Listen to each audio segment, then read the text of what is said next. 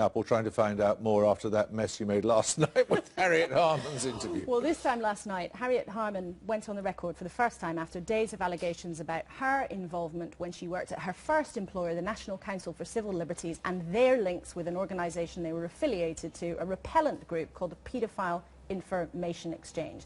Now, she's always absolutely denied they had any influence over policy, but she did today regret that there had been a link between the two organisations.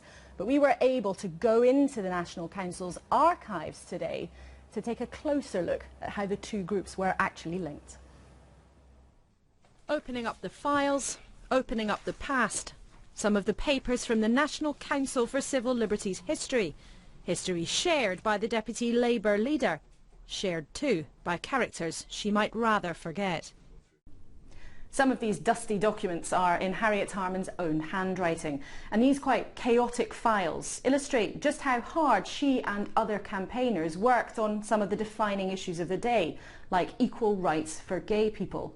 But what's also shown in these documents is that the Paedophile Information Exchange was part of the conversation that took place at the National Council for Civil Liberties. Despite countless documents from the paedophile group in the archives, Harriet Harman is adamant she was never influenced by them, insistent the attempts by them to infiltrate had no impact, and now regrets the link.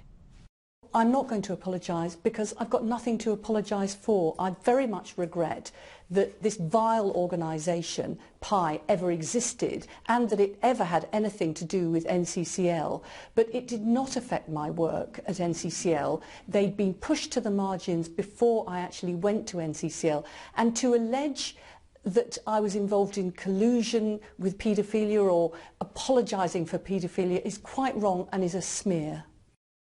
And unabashed, Harman continued her not quite on the front page campaign against the Mail's use of pictures of scantily clad young women, using the digital pages of Twitter instead. But one of her senior Labour colleagues told me they were amazed that Miss Harman refused last night to admit the affiliation between the paedophile group and her employer had been a mistake. Members of the public objected loud and long to the paedophile exchange's existence, never mind their campaigning. NCCL's chairman, Jack Dromey, has been one of the leading figures in the campaign against the Act.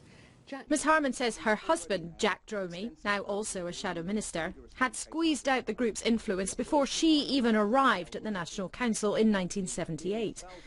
Records from the time do show they were one of dozens of organisations pushing for gay rights.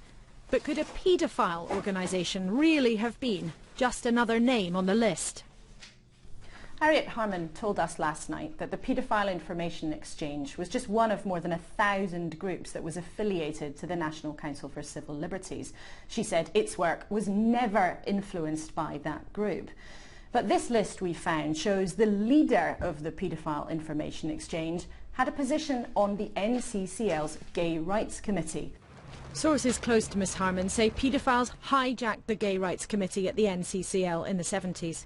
And one of her former colleagues told me their agenda was never shared, let alone promoted. We had a lot more important things to do. It was not an influential organisation. It did not have any influence. It did not have any status. And that was the way it was. But the way it was went too far for one Labour MP. It's hard to believe nowadays, but they thought it was progressive to take on board the views of paedophiles. I mean, it seems extraordinary this day and age, but that's exactly what was happening throughout the 1970s and into the 1980s. Ed Miliband is backing Harriet Harman, the most senior woman on his front bench. But the record of this episode has not yet been left to gather dust. Well, with us now from Washington is Professor Lawrence Gostin. He's now a director at the World Health Organization on Human Rights and an advisor to President Obama. But between 1983 to 85, he was General Secretary of the National Council for Civil Liberties, the organization that's been attracting so much heat, if not light, in the last few days.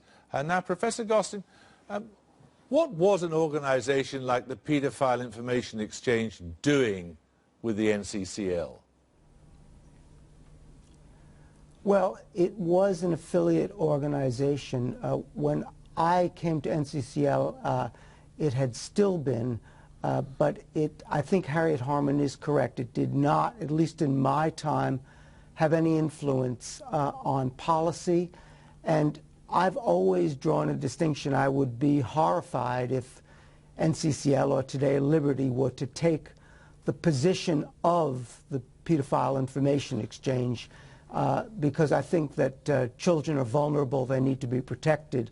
But it is the role of a civil liberties organization to defend freedom of expression and to discuss those things in the press, in Parliament, are absolutely what a civil liberties organization should do, not to take the side, but to defend freedom of expression, because that's what civil liberties do. They're party political neutral, and they defend the right to freedom of expression. Okay, we'll come to that in just a moment or two, but can I just clarify one thing? Is it possible that Harriet Harman was unaware of the presence of the paedophile information exchange within the NCCL? I wouldn't have thought so, and my understanding is that Harriet has not said that she was not aware of it. She was saying that there was no influence by it in the policies of NCCL, and I think that would be correct. But isn't it also the case that Mr. Tom O'Carroll, who was the representative of the paedophile information exchange at the NCCL, also sat on the NCCL's gay rights group? Well, I don't recall that. I don't recall it. It probably did occur. And, you know, it's important to make the distinction, though. I mean, a human being, it's the pedophile information exchange, so it's about information. It's not the act.